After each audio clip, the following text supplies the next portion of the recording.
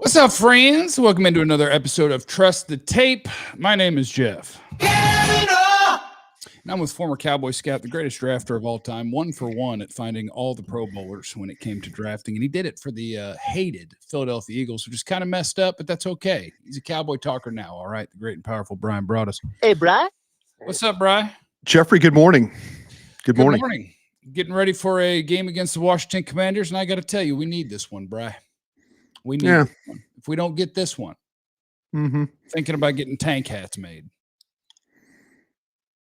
The ice tank, or just tank? Just I wouldn't put a whole ice tank on it, but I think the way hats go now is kind of. I think I would do like a. I think I would go white hat, blue tank, and it would just be a tank, just a little design of a tank.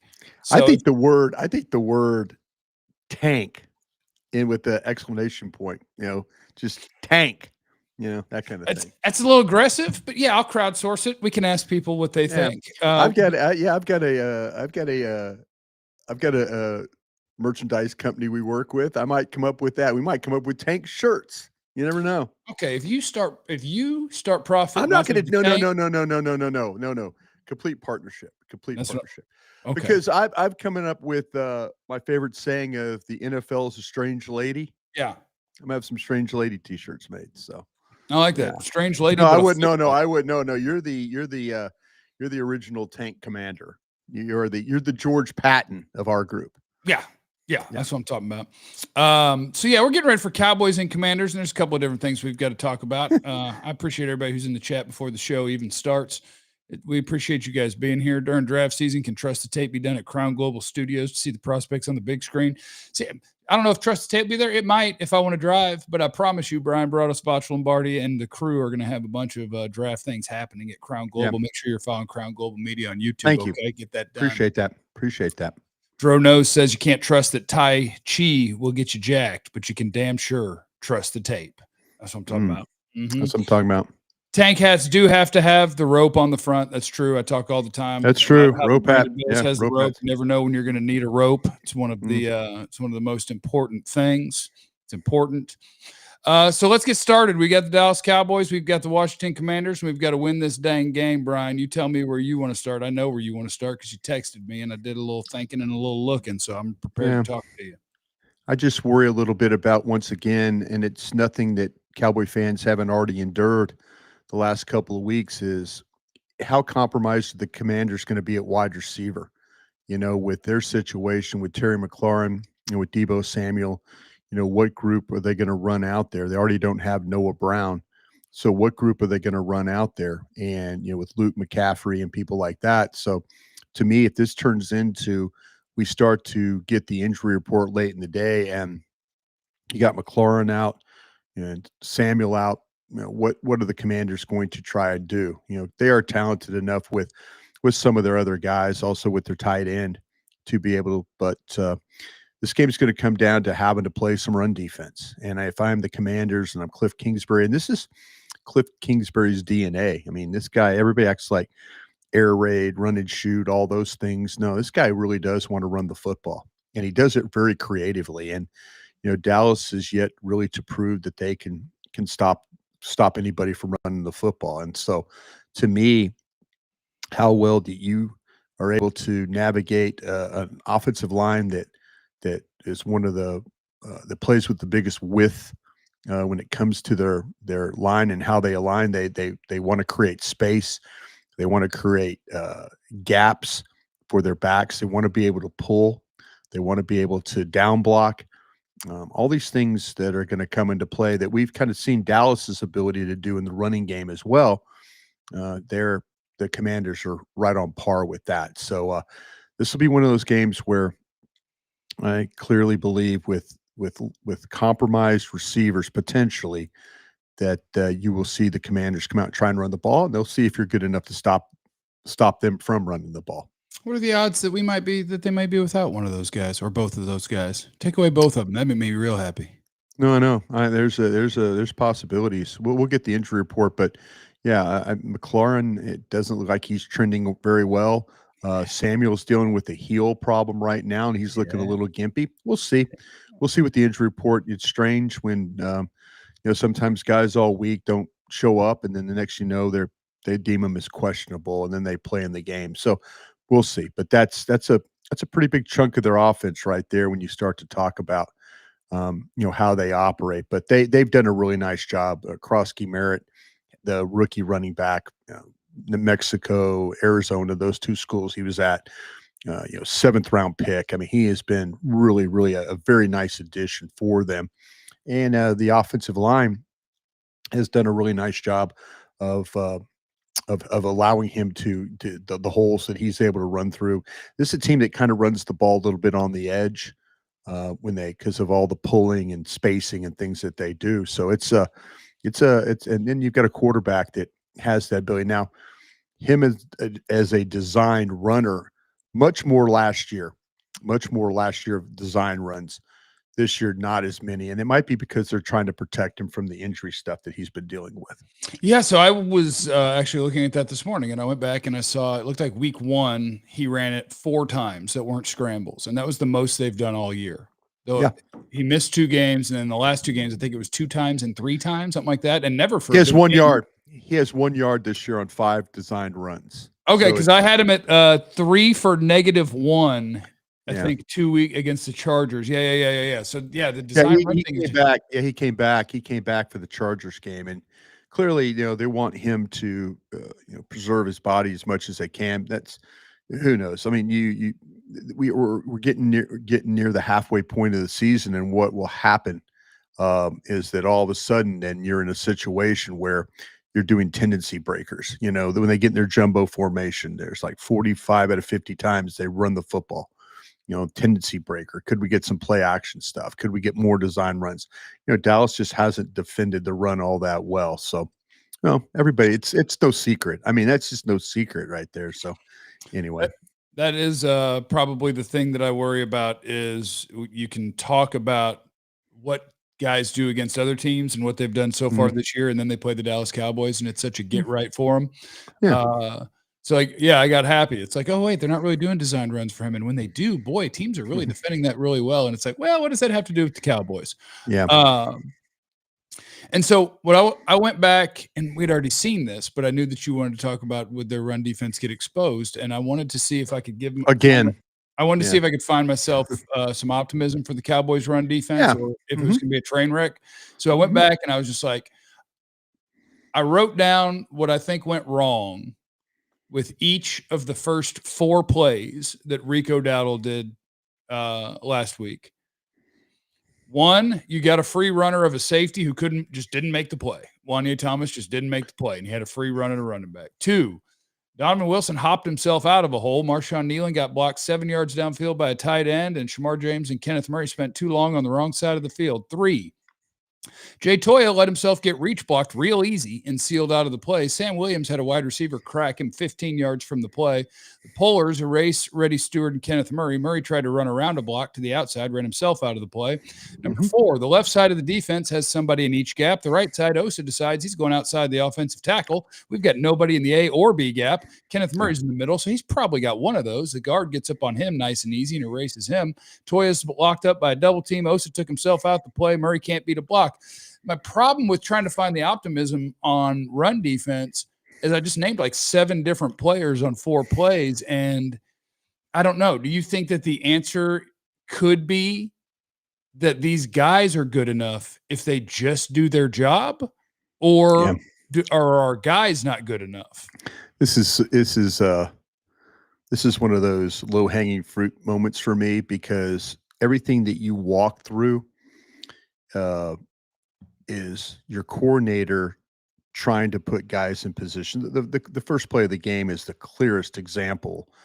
When all of a sudden you run Wanye Thomas down through, and this is going to be a negative play or it's going to be a no gain. And then it turns into 9 yards. And now you're going, okay. And you mentioned all the other things where this defense, when it's really, really, really bad on runs, it's the fits. And then what happens is, you mentioned guys, I remember the exact play you're talking about with Wilson. Like, the ball is coming to the left, it's coming to the defense's right. They've got guys in position, and he just completely jumps to his right. Where he has help. Bland's out where he there. has help. Yeah, where he has help. And he just completely takes himself out of the play. And you wonder, is that talent? Is that awareness? Is that just I think what happens to them, Jeff, is they struggle so bad playing defense that they that it's kind of like they're guessing to try and make a play. They're trying to like, okay, I'm going to take a chance instead of just playing like you're saying, just play your scheme. If you're supposed to fit front side A, fit front side A. Don't end up in backside A or don't end up in backside B. Don't, play what the coaches ask you to play. I think there's a lot of times, and this is the question I have about some of about the man coverage, and I'll ask you this question too. Is Flus not playing man coverage to protect his defense? That he might know that, like, if I play man coverage, these guys are going to light me up, and maybe he's keeping these guys from like, if you want to play man, we're about to get lit up. And I wonder if Flus is trying to do some things to protect. And I'm not washing my hands of the stuff that's going on scheme wise, because obviously they're not taking it from the classroom to the practice field to the game. There's some disconnect going on with some of the communication problems that they've had. But man, it just makes me wonder if Flus not playing man is that something he's not a man cover guy, but I wonder if he's like, okay, you MFers, I start playing man coverage and you're gonna see how bad this thing can really, really get. I don't know. I want to believe that Flus hasn't forgotten how to coach, but I also want to believe that there's some disconnect there between, because they're making far, far too many mistakes. The physical ones you can kind of live with. The ones where they're just jumping out of gaps, I think is inexcusable. Yeah, and I think maybe playing man more could help this team if it means that you are. It's different. It's different. If it means that you're more often bringing the second safety downhill, so that now, we can play some man, and we play man with cover one, not two man. We're gonna play one man. Now we can get more guys down here. And if we screw it up, at least we have another body around. I had a bright idea the other day on me and Vach were talking about this, and I'm like, I was talking about it too on 105.3 The Fan. Would you consider playing, if you start to get some corners back, if some guys start to come back and you want to incorporate them, would you consider playing Diggs at free safety? And I say that, and I say that safety is less involved in tackling in 2025. I do. NFL, probably. I do, and I feel like that because what you're asking me to do by your description is get a guy down. Yeah. So you're going to play cover three, which is thirds of the field. To me, let Diggs play at depth and let him try and read. He's kind of a gambler, reader kind of a guy anyway. His tackling, there's been times around the line of scrimmage where his tackling, he's shown up. He's not there's been times where you've seen it kind of not be good, but get somebody down to help in the run, put somebody in the back end, the very back end, that's got some ball hawking to his game. It's just a thought, and they won't do it. Yeah. But I'm trying to think about how to maybe help this defense on two levels. If you can find somebody that could tackle down and be like what Bell did, the big nickel stuff, the dime package stuff that they played with Dan Quinn, is there somebody that you could put in there that's going to be, I'll tell you, your best tackler down around the line of scrimmage is actually Stewart. Ready, yeah. Yeah, and he's the one guy that kind of is around the ball and can make plays. But I just wonder because if you're struggling, at least what you could do, and if you play a lot of zone coverage, you're not going to get your hands on a lot of balls. It's just not going to happen. I mean, we're asking you play a lot of man coverage, you're going to get pass defense. Look at the Commanders here this week. You look at their corners. Each one of them has 4 or 5 passes defensed because they play just this high amount of man coverage. And when you play zone, you're not going to have as many. So what are you trying to do here? I'm trying to help maybe on the back end with Diggs, just playing at depth and being a ball player. Just that's kind of his, that's kind of his MO. I mean, to me, listening to people that talk to him all the time, he has some football thoughts of well, we need to think about this and we need to think about this and we need to, there's people that when you go and talk to him about playing coverages, he's not this football, and I'm saying this football dumb guy. He's a smart, intelligent player. You might not like his style, but maybe if you put him back there and let him roam a little bit and play, that he can maybe make some plays for you back there. It's just a thought. It's just you're just throwing things. You're just throwing things out now, because you're in a situation where no idea is a bad idea. You know? That's where you're at. No, I mean, I think this is, I think the Cowboys defense has reached the point of throwing things at the wall is kind of the idea where, look, you're not going to be worse than worst. I guess in theory, there's teams that are playing worse zone coverage than them. Okay. The Miami Dolphins Miami Dolphins play worse zone coverage than you. Well, if they are, it ain't by much because I get to see lots of open people all the time. It's amazing. Like mine yesterday was, look, I remember when Marquise Bell was playing linebacker because everybody was hurt. And at first it was like, wow, what a great job he's doing. And then everybody started paying attention to really the run game when it was running at him. And it was like, whoa, he's really not doing a good job. Marquise Bell was a better linebacker than anybody on this team this year. You want to try that again? He ain't playing safety. I'm down to try all of the things. I think that to me, just, I don't know. I mean, I would, if I was in the building, I would ask, but this is where coaches would look at you and say, why are you doing this? I'm just trying to think of things. Maybe it's a little bit of an outside the box thing. If you've got some of your corners coming back and you want to keep playing, you're going to play this cover 3 and you're going to play thirds of the field. But maybe if you have somebody back there that can kind of bait, react, make a play for you back there. Yeah. Might do you some good. Well, I mean, the fact that, as you mentioned, when they played a lot more man, the fact that Deron Bland and Trayvon Diggs have not touched a football in 6 games, that's zone. Crazy. A lot of zone. Yeah. Like, what did Bland have in his year? Diggs had 11 one year. Bland had whatever. And that's interceptions. Yeah. They haven't touched a football. No. That's crazy. Yeah. And if you are 90% zone. If you're the defensive coordinator and you say, okay, well, on your resume, what do you have? And Deron Bland's like, well, I got all pro one year and I should have won defensive player of the year because I had 9,000 pick sixes. It's like, wow, that's pretty good. Yeah. Diggs, what do you got? Well, my first few years in the league, I had more interceptions than anybody in the league in that stretch. It's like, oh, okay, that's pretty good too. You know what you guys should both do? Bail to a deep third and not really have a chance to compete for football.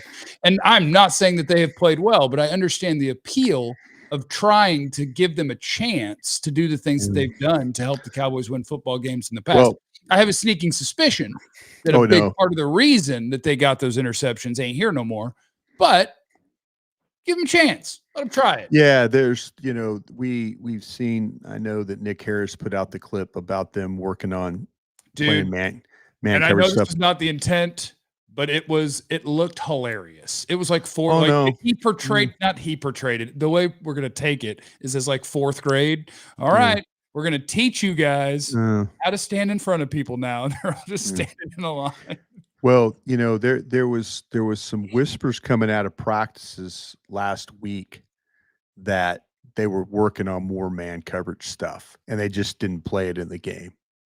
Well, Jerry announced to the world on Tuesday that they were going to, which is not real smart, but what are you going to do? It's Jerry, right? It's like, I'm Jerry. I got a mic. Here I go. Yeah, here we go. Yeah.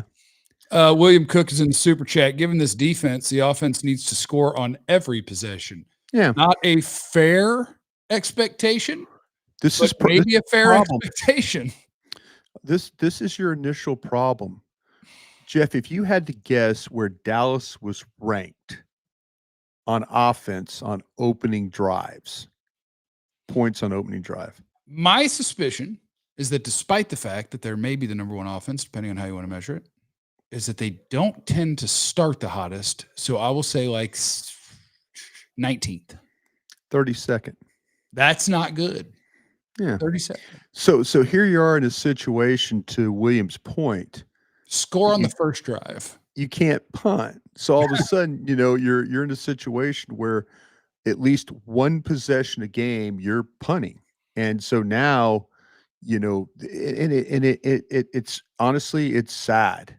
It's sad that this offense has got playmakers, man. They put a lot of pressure on opponents' defense, and especially getting the guys back they're going to get back.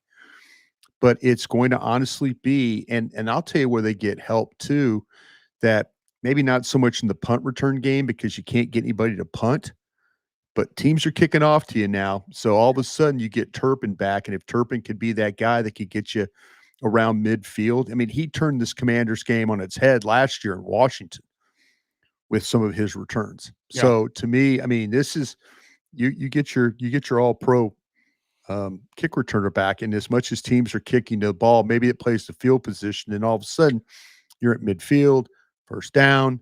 Now we're field goal range. We're cool with that. We can get points there, or we can drive and score touchdowns. So yeah, it's sad, but this team, honestly, and I think Schottenheimer is going to have to almost channel his inner Dan Campbell in some of these games where it's 4th and 5. I can't afford to punt.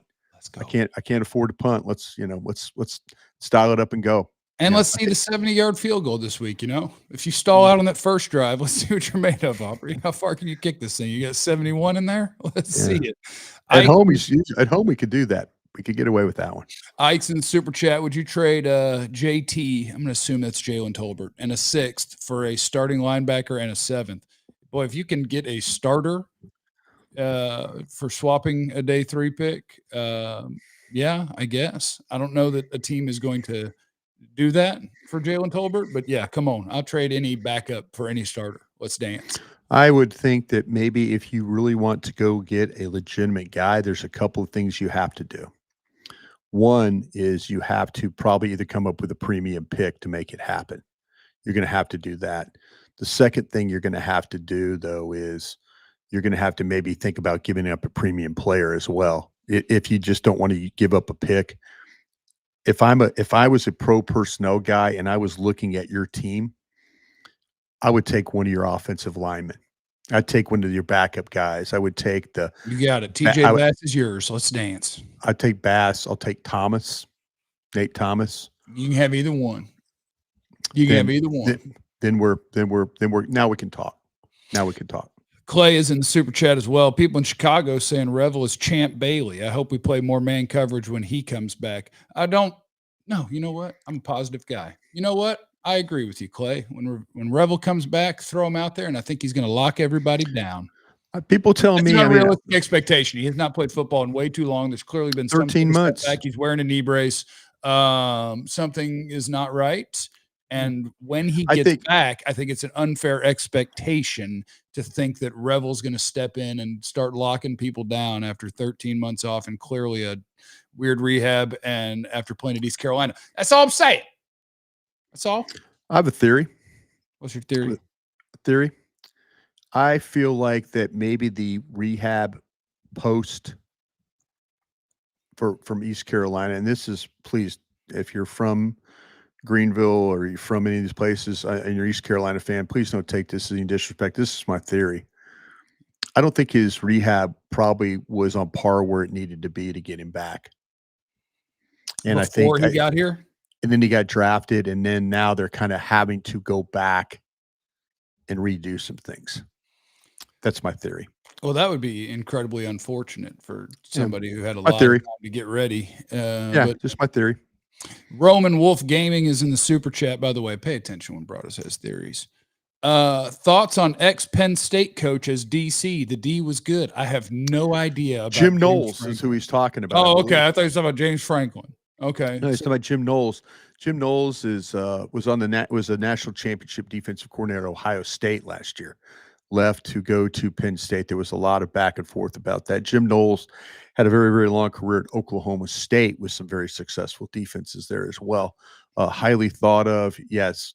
Me personally, I'm kind of thinking about if you do make a change, I'm kind of into what these college defensive coordinators are doing. I love what Matt Patricia's doing at Ohio State, by the way.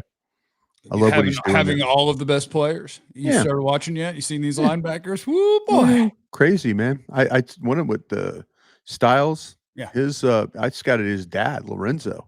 So, yeah, I mean, it's funny. I've scouted a lot of these kids' dads when they're playing in the league. You guys who want draft talk, go watch an Ohio State game and enjoy those two linebackers. Yeah. Awesome. Yeah. I mean, there's a lot of really good players. And, I mean, I'm, like I say, what's today, 17th, probably a week from getting started on this again, for real. And not doing it because the Cowboys season might go south, because I'm going to keep talking about the Cowboys, but it's time to start on players. I do that every year. So, but Jim Knowles, very respected, unfortunately did a great job at Ohio State, left and Penn State, and he's still under contract there at Penn State, and we'll see if a coach keeps him on board. But man, he's a highly respected dude. Somebody said, Jeff, what do you have in that Stanley? That'll be H2O, just H2O. This is an Amazon Prime Day purchase. Apparently nobody wanted this color, so it was like 40-something% off of the standard price of a Stanley, and I always leave my Stanleys places. By the way, I'm not promoting just Stanley. If you make any sort of vacuum sealed or whatever they call it, keep your beverage cold product, and you'd like to sponsor this show, hit me up, okay? I don't have any loyalties to Stanley. Mm-hmm. PD is in the super chat. Gut feeling on a Pickens extension or more pie talk following the season? I would extend him. I don't know that they will. Franchise tag?